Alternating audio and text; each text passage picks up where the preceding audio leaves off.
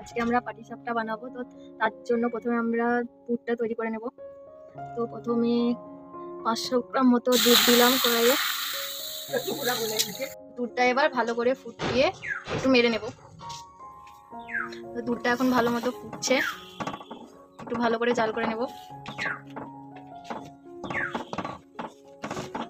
দুধটা এখন বেশ ভালো মতো ঘন হয়ে এসছে, আস্তে আস্তে এইভাবে হতে থাক। দুটো মতো এলাচ কুচিয়ে দিয়ে দেবো।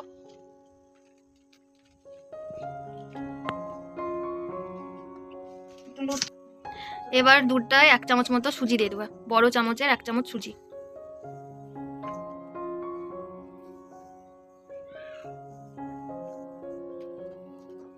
দিয়ে নাড়তে থাকবো। এখন মিশ্রণটা বেশ ভালো মতো ঘন হয়ে এসছে। এবার আমি এতে চিনি দিয়ে দেবো একটু, আর নাড়তে থাকবো।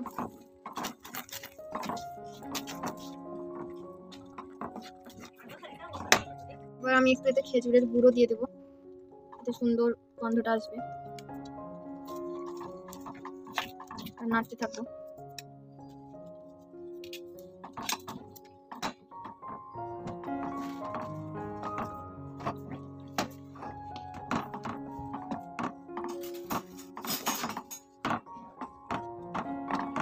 এতে কালারটাও ভালো আসবে আর খেতেও ভালো লাগবে, ফ্লেভারটা আসবে। আর 1 চামচ মতো ঘিও দিয়ে দেবো এতে।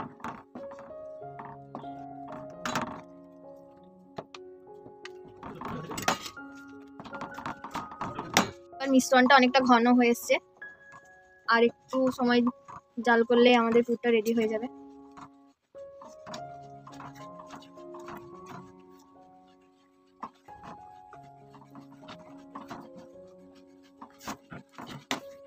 আমাদের পাটিসাপটার পুরটা এবার রেডি হয়ে গেছে। এই যে এই পর্যায়ে নামিয়ে নিতে হবে। আর বেশি জাল করলে এবার শুকনো হয়ে যাবে, বেশি শুকনো হয়ে যাবে। তো আমি এখন গ্যাসের ফ্লেমটা এবার অফ করে দেবো। এবার আমি পাটিসাপটার মিশ্রণটা গুলে নেব। তার জন্য 1 কাপ চালের আটা দিলাম, আর 1 কাপের থেকে একটু কম ময়দা দিলাম। আর এটা মুচমুচে হওয়ার জন্য একটু সুজি দিয়ে দেবো, 2 চামচ মতো। এবার আমি এটা দুধ দিয়ে ঘুলে নেব, পাতলা একটা ব্যাটার করে তৈরি করে নেব। এর জন্য আপনাদের যতটা পরিমাণ দুধ দিতে হবে।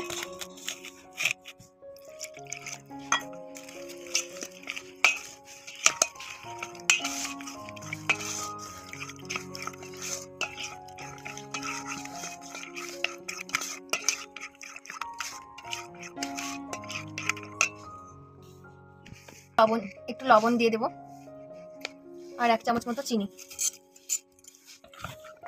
এটা ভালো করে মিশিয়ে নেব আর পাতলা একটা ব্যাটার তৈরি করে নেব। তার জন্য আর একটু দুধ লাগবে।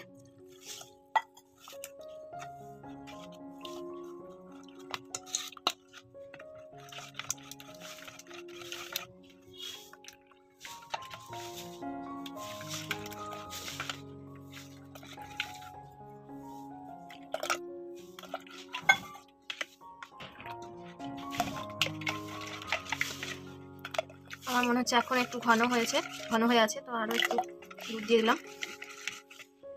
পুরোটাই লাগবে কারণ সুজিটাও। এবার আমি এতে একটু খেজুরের গুড় দিয়ে দেবো, এতে ফ্লেভারটাও আসবে আর কালারটা একটু লালচে হবে, তো দেখতে ভালো লাগবে।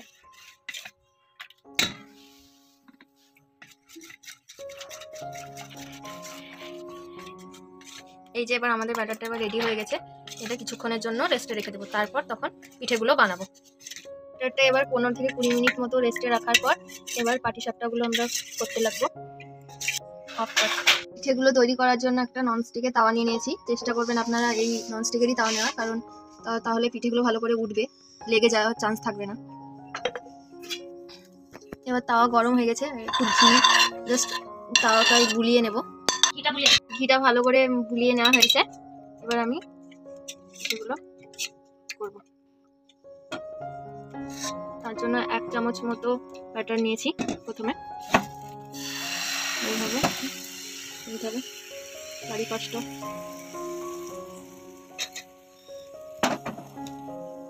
এবার আমি পুরটা দেব, একটু একটু করে এইভাবে দিতে হবে।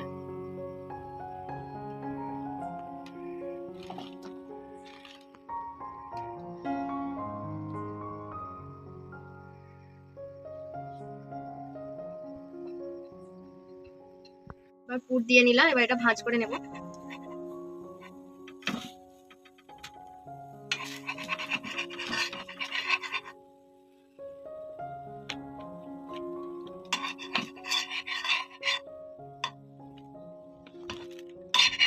ব্যাস হয়ে গেল আমাদের সুন্দর পাটিসাপটা। এইভাবে এবার বাকি পিঠেগুলো বানিয়ে নেব।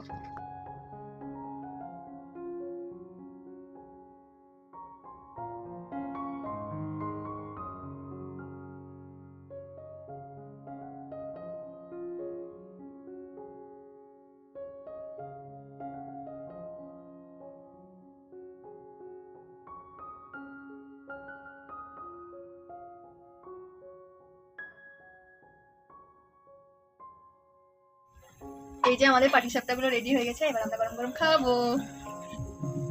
আপনারা অবশ্যই এইভাবে তৈরি করবেন বাড়িতে এবং খেয়ে দেখবেন কেমন হয়েছে। আর অবশ্যই করার পর জানাবেন কেমন হয়েছে। একটি লাইক করে দিবেন এবং আমাদের চ্যানেলটিকে সাবস্ক্রাইব করে দিবেন।